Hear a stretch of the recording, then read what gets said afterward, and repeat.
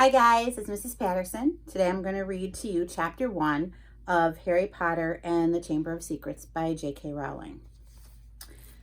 Chapter 1, The Worst Birthday. Now for the first time, an argument had broken out over breakfast at number 4 Privet Drive. Mr. Vernon Dursley had been woken in the early hours of the morning by a loud hooting noise from his nephew Harry's room. "Third time this week," he roared across the table. "If you can't control that owl, it'll have to go." Harry tried, yet again, to explain. "She's bored," he said. "She's used to flying around outside. If I could just let her out at night." "Do I look stupid?" snarled Uncle Vernon, a bit of fried egg dangling from his bushy mustache. "I know what'll happen if that owl's let out." He exchanged dark looks with his wife Petunia. Harry tried to argue, but his words were drowned by a loud, long belch from the Dursley son, Dudley. "I want more bacon." "There's more in the frying pan, sweetums," said Aunt Petunia, turning misty eyes on her massive son. "We must feed you up while we've got the chance. I don't like the sound of that school food." "Nonsense, Petunia. I never went hungry when I was at Smeltings," said Uncle Vernon heartily. "Dudley gets enough, don't you, son?" Dudley, who was so large his bottom drooped over either side of the kitchen chair, grinned and turned to Harry. "Pass the frying pan." "You've forgotten the magic word," said Harry irritably. The effect of this simple sentence on the rest of the family was incredible. Dudley gasped and fell off his chair with a crash that shook the whole kitchen. Mrs. Dursley gave a small scream and clapped her hands to her mouth. Mr. Dursley jumped to his feet. Veins were throbbing in his temples. "I meant please," said Harry quickly. "I didn't mean—" "What have I told you?" thundered his uncle, spraying spit over the table. "About saying the M word in our house." "How dare you threaten Dudley?" roared Uncle Vernon, pounding the table with his fist. "I warned you I will not tolerate mention of your abnormality under this roof." Harry stared from his purple-faced uncle to his pale aunt, who was trying to heave Dudley to his feet. "All right," said Harry. "All right." Uncle Vernon sat back down, breathing like a winded rhinoceros, and watching Harry closely out of the corners of his small, sharp eyes. Ever since Harry had come home for the summer holidays, Uncle Vernon had been treating him like a bomb that might go off at any moment, because Harry wasn't a normal boy. As a matter of fact, he was not normal as it is possible to be. Harry was a wizard fresh from his first year at Hogwarts School of Witchcraft and Wizardry, and if the Dursleys weren't happy to have him back for the holidays, it was nothing to how Harry felt. He missed Hogwarts so much that it was like having a constant stomachache. He missed the castle with its secret passageways and ghosts, his lessons, though perhaps not Snape the potions master, the post arriving by owl, eating banquets in the Great Hall, sleeping in his 4-poster bed in the Tower dormitory, visiting the groundskeeper Hagrid in his cabin in the grounds next to the Forbidden Forest, and especially Quidditch, the most popular sport in the wizarding world. 6 tall goalposts, 4 flying balls, and 14 players on broomsticks. All Harry's spellbooks, his wand, robes, cauldron, and top-of-the-range Nimbus 2000 broomstick had been locked in a cupboard under the stairs by Uncle Vernon the instant Harry had come home. What did the Dursleys care if Harry lost his place in the Quidditch team because he hadn't practiced all summer? What was it to the Dursleys if Harry went back to school without any of his homework done? The Dursleys were what wizards called muggles, not a drop of magical blood in their veins. And as far as they were concerned, having a wizard in the family was a matter of deepest shame. Uncle Vernon had even padlocked Harry's owl Hedwig inside her cage to stop her carrying messages to anyone in the wizarding world. Harry looked nothing like the rest of the family. Uncle Vernon was large and neckless with an enormous black mustache. Aunt Petunia was horse-faced and bony. Dudley was blonde, pink, and porky. Harry, on the other hand, was small and skinny, with brilliant green eyes and jet black hair that was always untidy. He wore round glasses on his forehead was a thin, lightning-shaped scar. So there's Harry and Dudley. It was a scar that made Harry so particularly unusual even for a wizard. This scar was the only hint of Harry's very mysterious past, of the reason he had been left on the Dursleys' doorstep 11 years before. At the age of 1, Harry had somehow survived a curse from the greatest dark sorcerer of all time, Lord Voldemort, whose name most witches and wizards still feared to speak. Harry's parents had died in Voldemort's attack, but Harry had escaped with his lightning scar, and somehow, nobody understood why, Voldemort's powers had been destroyed the instant he had failed to kill Harry. So Harry had been brought up by his dead mother's sister and her husband. He had spent 10 years with the Dursleys, never understanding why he kept making odd things happen without meaning to, believing the Dursley story that he got his scar in the car crash which killed his parents. And then, exactly a year ago, Hogwarts had written to Harry, and the whole story had come out. Harry had taken up his place at Wizard School, where he and his scar were famous. But now the school year was over, and he was back with the Dursleys for the summer, back to being treated like a dog that had rolled in something smelly. The Dursleys hadn't even remembered that today happened to be Harry's 12th birthday. Of course, his hopes hadn't been high. They'd never given him a proper present, let alone a cake. But to ignore it completely? At that moment, Uncle Vernon cleared his throat importantly and said, "Now, as we all know, today is a very important day." Harry looked up, hardly daring to believe it. "This could well be the day I make the biggest deal of my career," said Uncle Vernon. Harry went back to his toast. Of course, he thought bitterly. Uncle Vernon was talking about the stupid dinner party. He'd been talking of nothing else for a fortnight. Some rich builder and his wife were coming to dinner, and Uncle Vernon was hoping to get a huge order from him. Uncle Vernon's company made drills. "I think we should run through the schedule one more time," said Uncle Vernon. "We should all be in position at 8 o'clock. Petunia, you will be—" "In the lounge," said Aunt Petunia promptly, "waiting to welcome them graciously to our home." "Good, good. And Dudley?" "I'll be waiting to open the door." Dudley put on a foul, simpering smile. "May I take your coats, Mr. and Mrs. Mason?" "They'll love him," cried Aunt Petunia rapturously. "Excellent, Dudley," said Uncle Vernon. Then he rounded on Harry. "And you?" "I'll be in my bedroom making no noise and pretending I'm not there," said Harry tonelessly. "Exactly," said Uncle Vernon nastily. "I will lead them into the lounge, introduce you, Petunia, and pour them drinks. At 8:15, I'll announce dinner," said Aunt Petunia.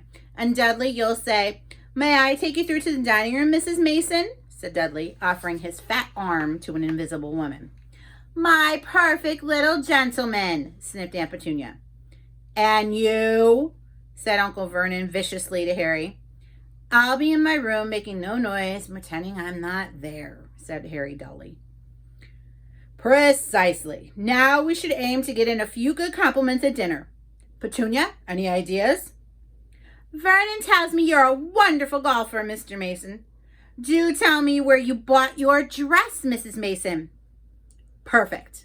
Dudley, how about we had to write an essay about a hero at our school, Mr. Mason, and I wrote about you." This was too much for both Aunt Petunia and Harry. Aunt Petunia burst into tears and hugged her son, while Harry ducked under the table so they wouldn't see him laughing. "And you, boy?" Harry fought to keep his face straight as he emerged. "I'll be in my room, making no noise and pretending I'm not there." "Too right you will," said Uncle Vernon forcefully. "The Masons don't know anything about you, and it's going to stay that way. When dinner's over, you take Mrs. Mason back to the lounge for coffee, Petunia, and I'll bring the subject round to drills. With any luck, I'll have the deal signed and sealed before the news at 10. We'll be shopping for a holiday home in Majorca this time tomorrow." Harry couldn't feel too excited about this. He didn't think the Dursleys would like him any better in Majorca than they did in Privet Drive. "Right, I'm off into town to pick up the dinner jackets for Dudley and me. And you," he snarled at Harry, "you stay out of your aunt's way while she's cleaning." Harry left through the back door. It was a brilliant sunny day. He crossed the lawn, slumped down on the garden bench, and sang under his breath, "Happy birthday to me, happy birthday to me." No cards, no presents, and he would be spending the evening pretending not to exist. He gazed miserably into the hedge. He had never felt so lonely. More than anything else at Hogwarts, more even than playing Quidditch, Harry missed his best friends, Ron Weasley and Hermione Granger. They, however, didn't seem to be missing him at all. Neither of them had written to him all summer, even though Ron had said he was going to ask Harry to come and stay. Countless times, Harry had been on the point of unlocking Hedwig's cage by magic and sending her to Ron and Hermione's with a letter, but it wasn't worth the risk. Underage wizards weren't allowed to use magic outside school. Harry hadn't told the Dursleys this. He knew it was only their terror that he might turn them all into dung beetles that stopped them from locking him in the cupboard under the stairs with his wand and broomstick. For the first couple of weeks back, Harry had enjoyed muttering nonsense words under his breath and watching Dudley tearing out of the room as fast as his fat legs could carry him. But the long silence from Ron and Hermione had made Harry feel so caught off from the magical world that even taunting Dudley has lost its appeal.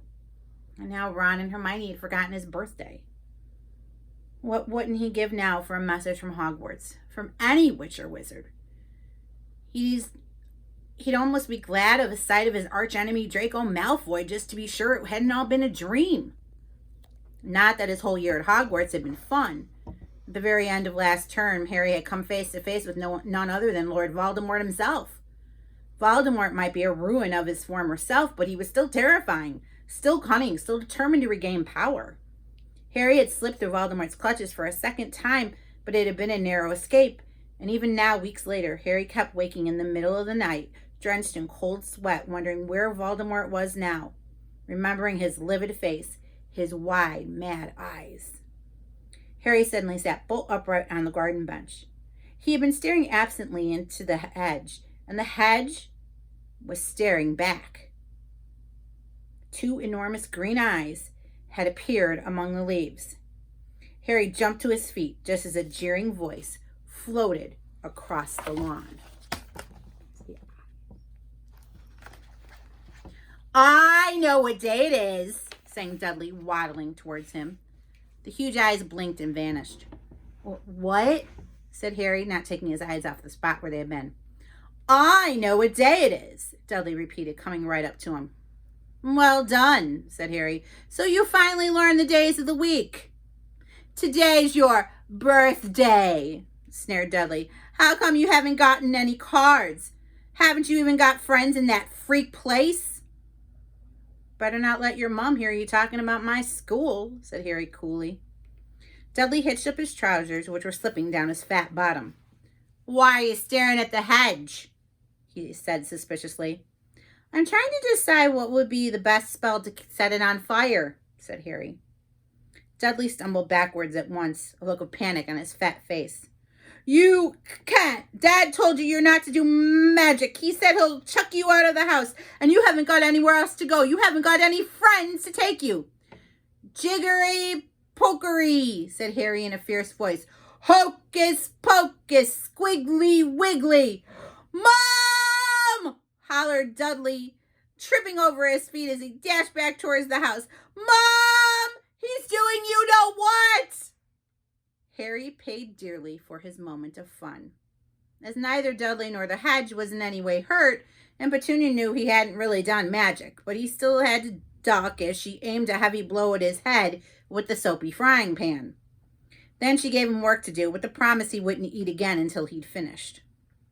While Dudley lolled around watching and eating ice cream, Harry cleaned the windows, washed the car, mowed the lawn, trimmed the flower beds, pruned and watered the roses, and repainted the garden bench.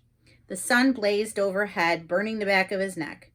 Harry knew he shouldn't have risen to Dudley's bait, but Dudley had said the very thing Harry had been thinking himself. Maybe he didn't have any friends at Hogwarts. And there's Dudley eating ice cream while Harry's doing all the work. Wish they could see the famous Harry Potter now, he thought savagely as he spread manure on the flower beds, his back aching, sweat running down his face. It was 7:30 in the evening when, at last exhausted, he heard Aunt Petunia calling him. "Get in here and walk on the newspaper!" Harry moved gladly into the shade of the gleaming kitchen. On top of the fridge stood tonight's pudding, a huge mound of whipped cream and sugared violets. A joint of roast pork was sizzling in the oven. "Eat quickly. The Masons will be here soon," snapped Aunt Petunia, pointing to 2 slices of bread and a lump of cheese on the kitchen table. She was already wearing a salmon pink cocktail dress. Harry washed his hands and bolted down his pitiful supper. The moment he had finished, Aunt Petunia whisked away his plate. "Upstairs! Hurry!" As he passed the door to the living room, Harry caught a glimpse of Uncle Vernon and Dudley in bow ties and dinner jackets. He had only just reached the upstairs landing when the doorbell rang, and Uncle Vernon's furious face appeared at the foot of the stairs. "Remember, boy, 1 sound." Harry crossed to his bedroom on tiptoe, slipped inside, closed the door, and turned to collapse on his bed. The trouble was, there was already someone sitting on it.